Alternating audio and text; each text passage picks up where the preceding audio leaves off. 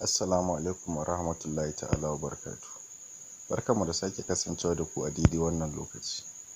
Idan yau ne farin zuwanka, muna so ka danna mana subscribe, sannan ka danna alamar ƙararrawa domin an ɗora sabbin shirye-shirye a ringa sanar da kai. Sannan idan wannan bidiyo ya burge ka, muna so ka mana like. Mun gode. Bidiyon mu na yau zai mana bayani ne game da yadda ake mai da Twitter Lite Dark Mode. To bari mu shiga Twitter tamu mu ga ya zane. Farko mun shiga Twitter mu,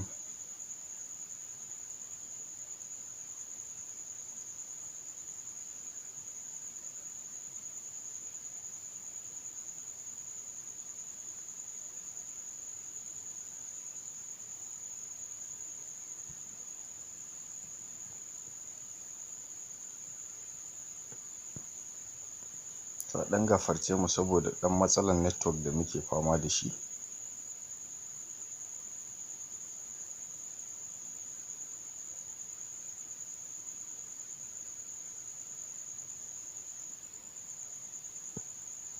To bayan Twitter mu ya gama buɗewa, daga sama ga nan wajen profile picture sai mu taɓa.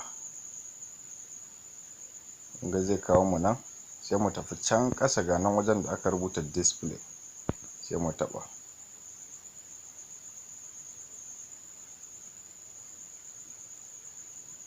To zai kawo mu nan gurin, sai mu zo nan haka. To ga nan default, zaɓi guda uku ne. Ga nan default tsarin da muke kai yanzu, ga nan dim, sannan ga light out. To yanzu muka taɓa dim ɗin, kun ga yayi duhu.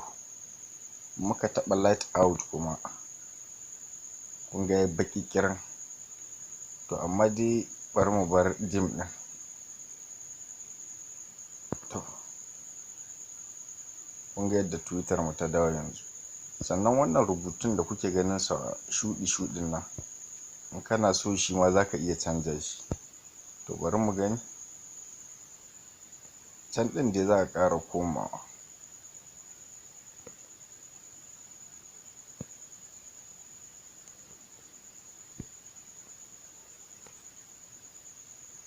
To jama'a ɗan gafarce mu saboda matsalar network da muke fama da shi.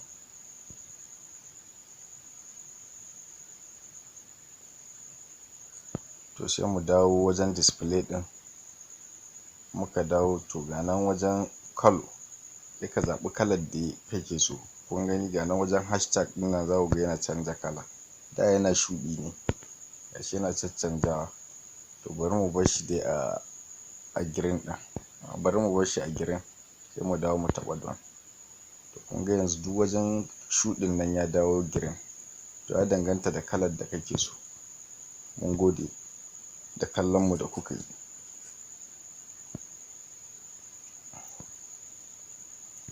Da haka muka zo ƙarshen wannan bidiyo namu. Kar ku manta dai da wannan kalma ta subscribe, sannan ku taɓa alamar ƙararrawa, sannan kuma ku taɓa mana like, sannan ku sharing saboda wasu su amfana da shi. Mun gode.